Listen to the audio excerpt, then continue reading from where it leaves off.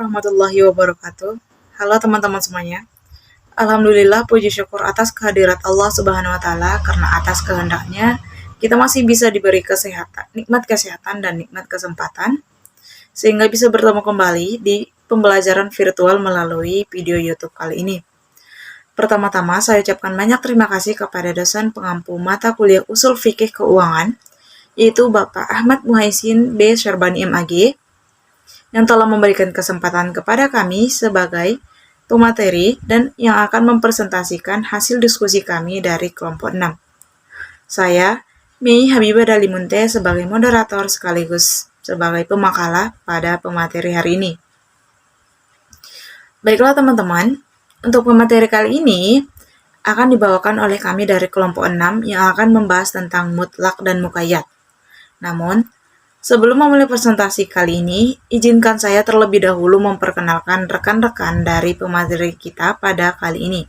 Yang dimana ada pemateri pertama yaitu Arpin Dalimunte, pemateri kedua ada saya sendiri yaitu Mei Habibah Dalimunte, dan pemateri ketiga ada Dea Putri Amanda. Baiklah, untuk mempersingkat waktu, langsung saja saya mulai presentasi kita pada kali ini.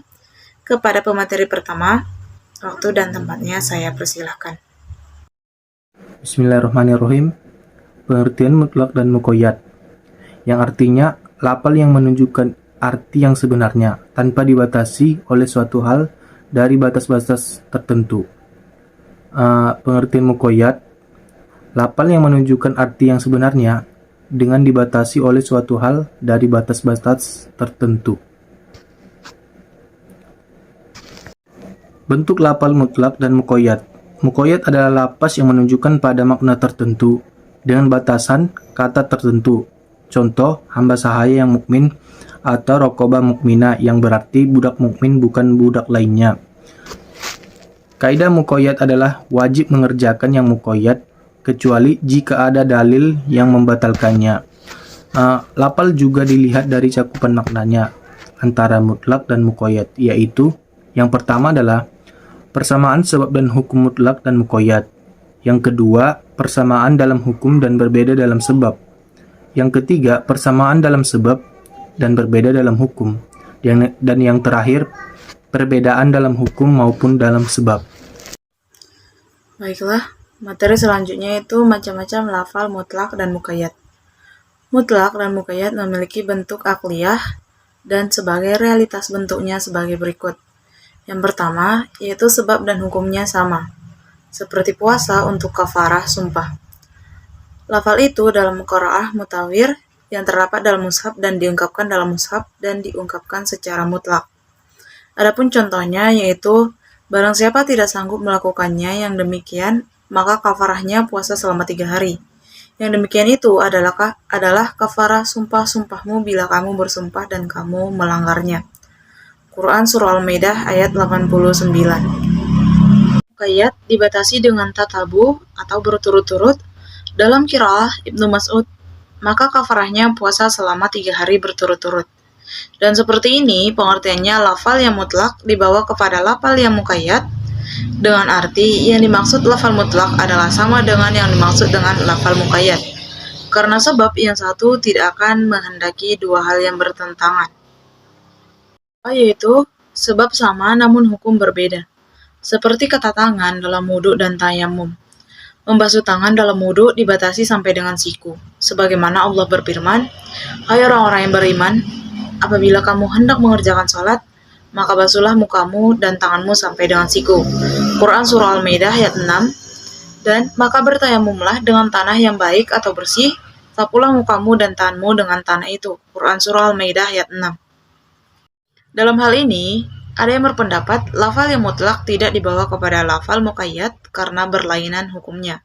Namun, Al-Ghazali menukil dari mayoritas ulama Syafi'i bahwa mutlak dibawa kepada muqayyad mengingat sebabnya yang sama, sekalipun berbeda hukumnya.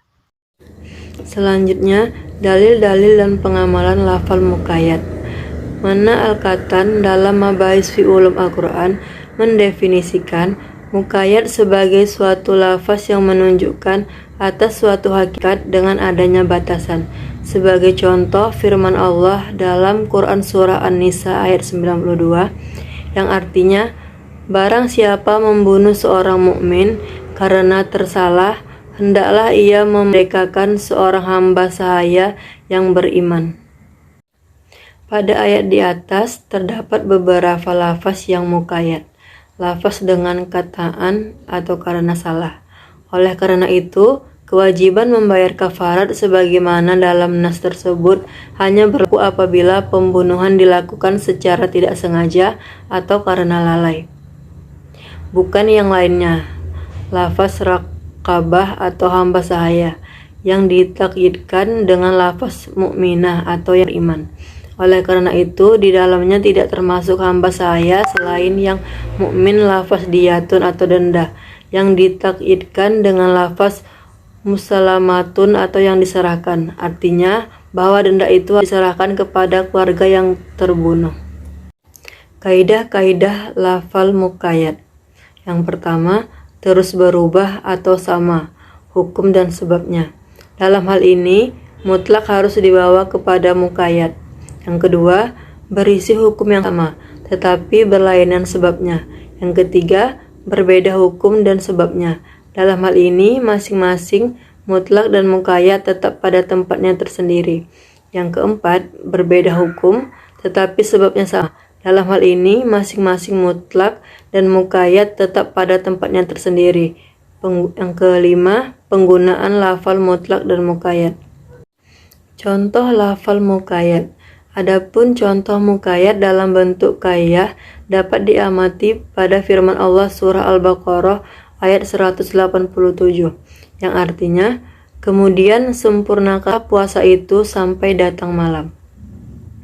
Namun, ketika perintah itu bersifat mutlak pada suatu sisi dan muqayyad pada sisi yang lain, maka sisi kemutlakannya harus dibawa kepada makna yang khusus. Contohnya seperti lafal raqabah atau budak yang dibatasi dengan sifat beriman dalam hal kafarat membunuh sebagaimana dalam firman Allah Subhanahu wa taala yang artinya, barang siapa membunuh seorang mukmin karena tersalah, hendaklah ia memerdekakan seorang hamba sahaya yang beriman. Quran Surah An-Nisa ayat 92. Sekianlah hasil pemaparan materi dari kelompok 6.